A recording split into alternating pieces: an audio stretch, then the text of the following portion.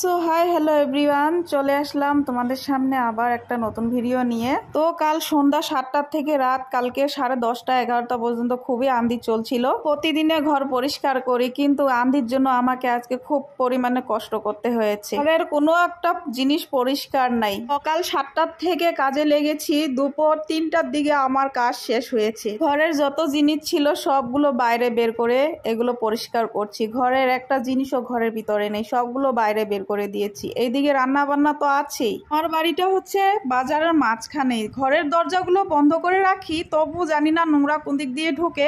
সব বাসন দেখো কি অবস্থা, কিচেনে একটা জিনিসও রাখি নেই, সবগুলো বাইরে নিয়ে গিয়েছি। এখন জল দিয়ে ধুয়ে ধুয়ে পরিষ্কার করছি। তাহলে দেখো বন্ধুরা, এমন করে যদি প্রতিদিনে আঁধি চলে, তাহলে এরকম করে যদি প্রতিদিনে এগুলো পরিষ্কার করি, তাহলে আমার মানে কি হবে তোমরা তো বুঝতে পারছো। সারাদিন এতটা কষ্ট হয়েছে, বাকি কাজগুলো তো তোমাদেরকে দেখালামই না। কি অবস্থা হয়েছিল, আমার কোমরের ব্যথা ধরে গিয়েছে একদম। এখন এগুলো আবার সার্ফ দিয়ে ঘষে ঘষে পরিষ্কার করছি। কি আর বলবো, অর্ধেক বাসন ঘরে রেখেছি, অর্ধেক বাসন বাইরে বের করে রেখেছি। এগুলো এখন জল দিয়ে ধুয়ে ধুয়ে পরিষ্কার করতে হচ্ছে আমাকে। কি কষ্ট হয়েছে বন্ধুরা জানো তো। এরকম করে রাজস্থানের আঁধি না, কি আর বলবো তোমাদেরকে। রাজস্থানের আঁধি খুব নোংরা, যত রাস্তার নোংরা ছিল আমার ঘরে এসে পড়েছে। কতদিন যে আমার এই ঘরটা বন্ধ হবে, মানে কি আর বলি। সকালবেলা একবার ঝাড় দিয়েছি, তবু দেখো কত ধুল মাটি, বাপরে বাপ, আর বলা যাচ্ছে না। এগুলো জিনিসগুলো তুলে তুলে ওইদিকে এদিক করছি, আর কোমরে ধরছে। আমার কি প্রবলেমটা হচ্ছে, আমার গরম দিন পড়লো মানে এই 2-3 দিন পর পর আমাকে এইভাবে পরিষ্কার করতে হচ্ছে। আজকেও আসবে জানি আমি আঁধি, আজকেও আসবে, কালকে আবার এইভাবে পরিষ্কার করতে হবে।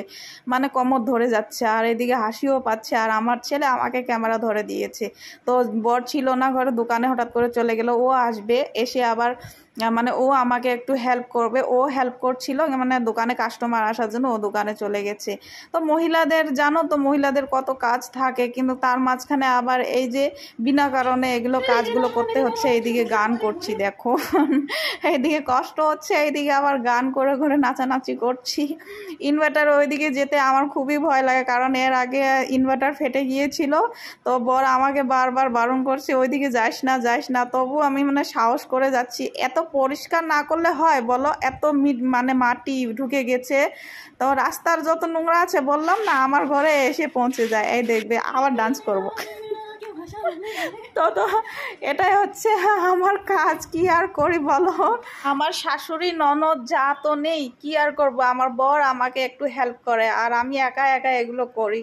তো করার মতন কেউ নেই আমার কাজ। এই যে দেখো আমাদের একটা নদী, এই দেখো বর আমাকে ঝাড়ু মেরে দিচ্ছে, আমি পরিষ্কার করছি দেখো।